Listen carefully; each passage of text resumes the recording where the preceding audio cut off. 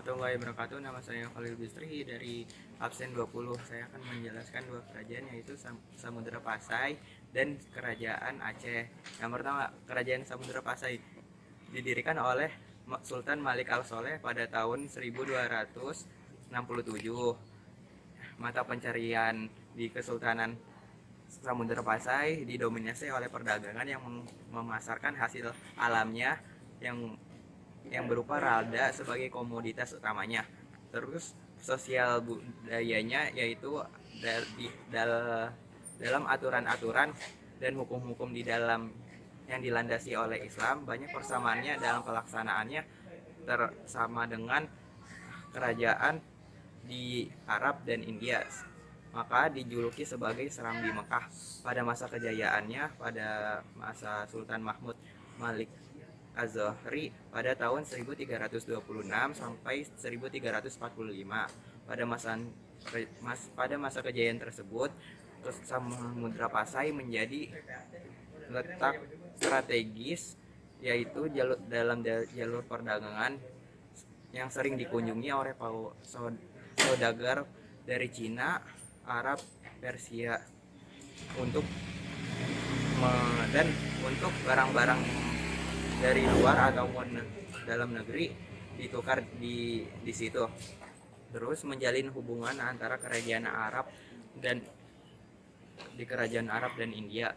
Terus yang terakhir, adanya mengeluarkan mata uang dari emas yang dinamakan dirham. Pada masa keruntuhannya, yang pertama adanya faktor keluarga atau internal, yaitu terjadinya perang saudara atau perebutan kekuasaan. Yang kedua, munculnya kerajaan Malaka, yaitu pada abad 15. Kerajaan Malaka membuat sektor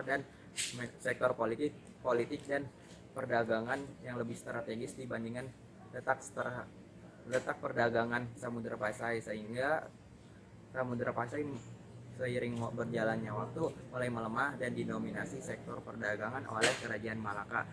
Terus yang terakhir, penyerangan Portugis terhadap kerajaan Samudra Pasai yang ingin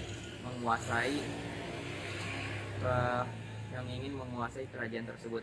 Terus yang kedua, ada Kesultanan Aceh yang didirikan oleh Ali Mugoyat Syah pada tahun 1496.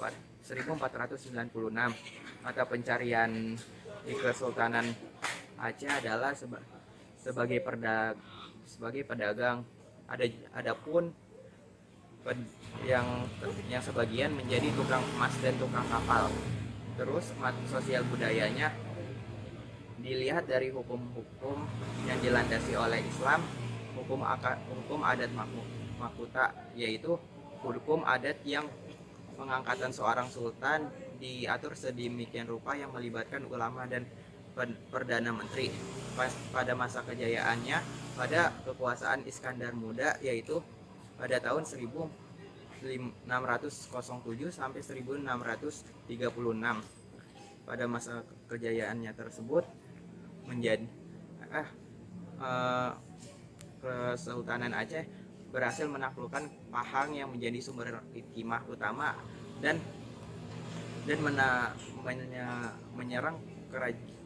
menyerang Portugis yang ada di daerah Malaka.